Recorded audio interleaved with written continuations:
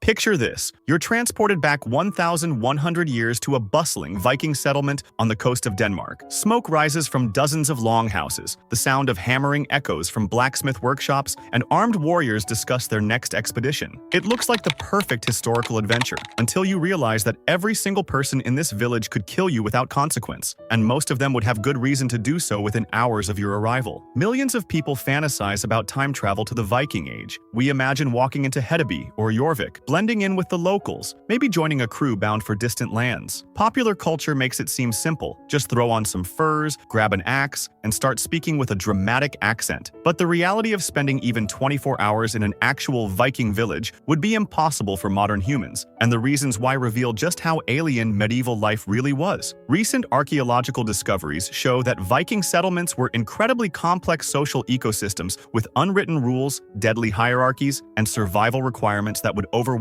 any modern visitor. You wouldn't just be struggling with language barriers or cultural differences, you'd be fighting for your life from the moment you arrived. Let's explore why even one day in a real Viking village would likely be your last. Your first fatal mistake would happen the moment you opened your mouth. Vikings spoke Old Norse, a Germanic language that's the ancestor of modern Scandinavian languages, but it would be completely incomprehensible to modern speakers. Linguistic research shows that even modern Icelandic speakers who can read medieval sagas would struggle with the pronunciation and vocabulary of 9th century Norse. But this isn't just about communication difficulties. In Viking society, how you spoke revealed your social status, your regional origin, and your intentions. Archaeological evidence from runestone inscriptions shows that different areas had distinct dialects and formal speech patterns. Speaking incorrectly could immediately mark you as a foreigner, a spy, or worse, a supernatural threat. Viking culture was deeply suspicious of strangers who couldn't explain their presence or origins. Saga literature is filled with stories of mysterious visitors who brought disease, bad luck, or enemy raids. Your inability to speak properly would make you seem either mentally defective, which could get you killed as a burden, or magically cursed, which could get you killed as a threat. Even if you somehow learned basic Norse phrases, you'd still lack the cultural context that gave words their true meaning. Honor, loyalty, kinship, and obligation had specific meanings in Viking society that don't translate to modern concepts. Misunderstanding these could trigger blood feuds that would end with your death and potentially the massacre of anyone who tried to help you. Walking into a Viking village without understanding its social structure would be like wandering into a minefield blindfolded. Archaeological evidence from sites like Birka shows that Viking settlements had complex hierarchies where everyone knew their exact place and the consequences of stepping out of line. Your clothing would immediately reveal your status, or rather, your complete lack of status. Textile analysis from Viking Age burials shows that social rank was displayed through fabric quality, jewelry, and accessories. Wealthy jarls wore silk imported from Constantinople, silver arm rings, and weapons worth more than most people's entire possessions. Free farmers wore wool and linen in specific patterns that indicated their family lineage and regional affiliation. You'd arrive wearing either modern clothes, which would mark you as either a sorcerer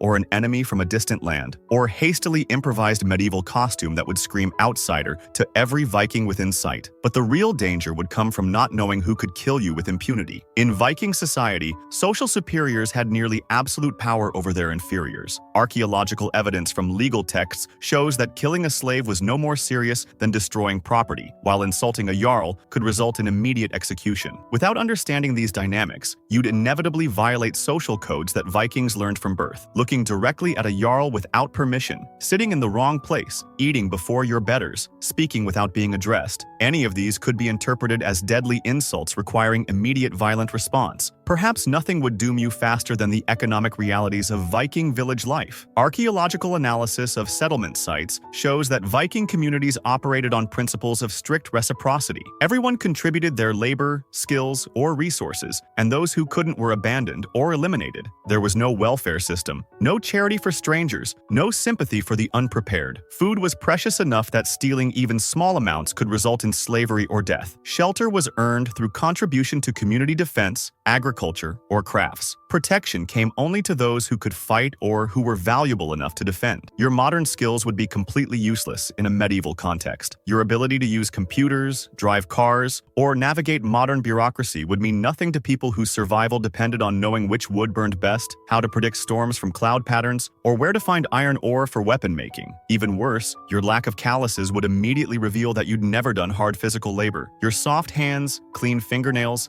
and unconditioned muscles would mark you as someone who'd never earned their food through work. In a society where everyone contributed to survival, being obviously useless would make you a target for elimination. Archaeological evidence suggests that Viking communities sometimes resorted to cannibalism during harsh winters when resources ran low. If the choice came down to feeding their own families or keeping a strange, useless outsider alive, the decision would be swift and final. The biological challenges alone would likely kill you before social or economic factors had a chance. Archaeological analysis of Viking Age remains reveals that medieval people lived with diseases, parasites, and infections that would overwhelm your modern immune system. Vikings suffered from intestinal worms, skin diseases, respiratory infections, and dental problems that created constant pain and shortened lifespans dramatically. But they'd also developed some immunity to pathogens that would devastate someone from the modern world. Your modern hygiene expectations would clash violently with Viking realities. Archaeological evidence from sites like Coppergate shows that Viking settlements were filled with human and animal waste, rotting food scraps, and standing water that bred disease-carrying insects. The air you'd breathe would be thick with smoke from cooking fires, metalworking, and burning waste. Your modern lungs, accustomed to relatively clean air, would struggle with the constant irritation that Vikings accepted as normal. Even drinking water would be a gamble. Vikings knew which sources were safe and how to treat questionable water with herbs or alcohol. You'd be guessing, and guessing wrong could mean dying from dysentery or parasitic infection. Worst of all, your modern medical expectations would be met with treatments that were often more dangerous than the original problem. Archaeological finds include surgical tools that suggest Vikings attempted complex procedures, but without antiseptics, anesthesia, or understanding of infection, survival rates were horrific. Even if you somehow survived the physical challenges, the psychological demands of Viking village life would likely break your modern mind. Vikings were raised from birth to accept violence, death, and suffering as normal parts of existence. You weren't. Archaeological evidence from weapon burials shows that children as young as 6 were buried with knives, not as toys, but as tools they were expected to use for survival and self-defense. Violence wasn't something that happened occasionally.